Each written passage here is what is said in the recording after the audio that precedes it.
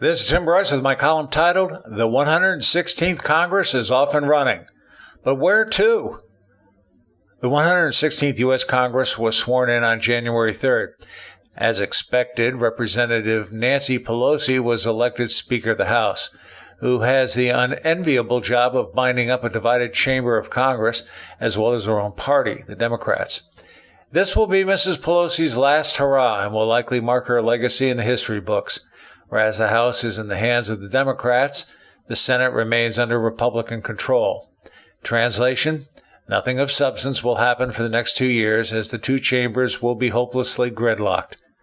In terms of House Democrats, the Speaker will likely have trouble controlling the far left, who fought her election as Speaker.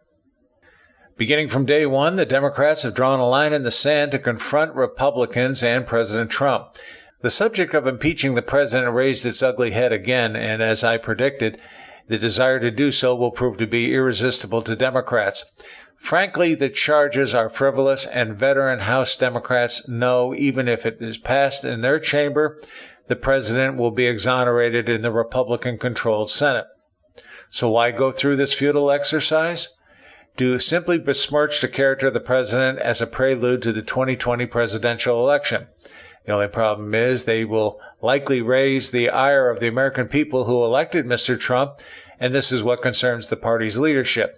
It is more about character assassination as opposed to introducing legislation to solve our problems. Freshman Democrats are already rattling sabers. Representative Rashida Tlaib of Michigan unapologetically called the president a rather strong expletive. This was followed by Representative Alexandria Ocasio-Cortez accusing the president of being a no-question racist in a 60 Minutes interview. Neither taunts will play well in Poughkeepsie.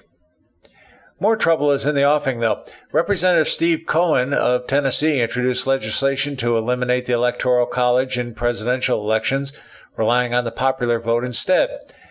Devised by our founding fathers, the Electoral College is simply brilliant in terms of maintaining parity between the interests of rural America and large metropolitan areas. Unfortunately, it is not well understood in the country anymore, particularly since civics classes are no longer being taught in high schools. Should this legislation pass the House, it will not see the light of day in the Senate, as it would mean people in New York, Boston, Philadelphia, Miami, Atlanta, Chicago, Dallas, Denver, San Francisco, and Los Angeles will dictate who becomes president with little regard for mainstream America. This is precisely the scenario our founding fathers hoped to avoid. Representative Cohen also introduced legislation to prohibit presidents from issuing pardons to themselves, their families, their administration, or their campaign staff. This is a major change, as the presidents have long possessed the right to pardon.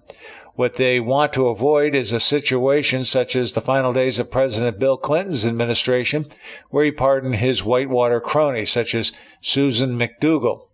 This, too, will likely not pass the Senate.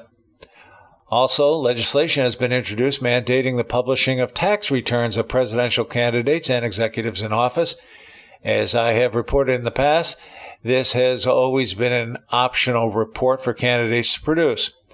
It is likely the mainstream media is driving this initiative. Personally, I believe your finances are your own personal affair. If you want to disclose it, fine.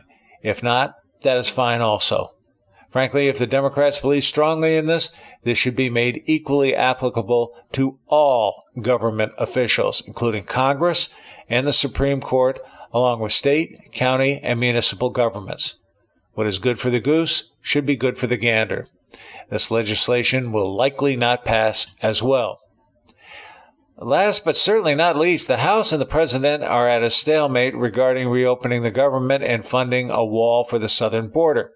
The irresistible force has met the immovable object, and no amount of negotiations is going to change anything, as it will be viewed as a sign of weakness by both sides. The one exception might be if President Trump does as he suggests and declares a national emergency, which would allow him to appropriate funds for the wall. This will likely happen as the president has been releasing data and testimonies of the problems at our southern border in recent weeks. Should the president declare an emergency, it offers Democrats a way out of the confrontation without losing face, and the government can start back up again. All of this highlights the gridlock in the nation's capital, which we better get used to. The intent of the Democrats is to make the president look bad as we approach 2020. In addition to the legislation listed here, we will likely see a flurry of subpoenas designed to tie up the president and his administration, thereby obstructing his agenda. Because of the gridlock, we will not see anything of substance resulting from the 116th Congress, certainly not health care reform, which the Democrats campaigned on. The only possibility might be in the area of addressing the nation's decaying infrastructure, but I'm not optimistic about passage of such legislation, as we are now embroiled in a game of one-upmanship, and neither side wants to give the other a win. Representative Pelosi's legacy will likely be defined by the gridlock of the Congress and the Democrats' inability to bring the president to heel. If the shenanigans persist, they will run the risk of angering the American people and assuring the Republicans regain the House, not to mention securing President Trump a second term. It will also likely fracture the Democrats, leaving us wondering who will become leader of the party in the House following Mrs. Pelosi's tour of duty.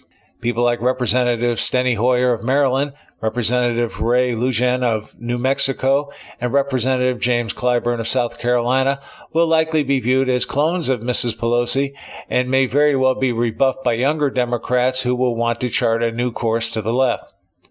The only thing we know for sure about the next 2 years is that it certainly will not be boring, and the news media will support whoever emerges as an effective leader of the party.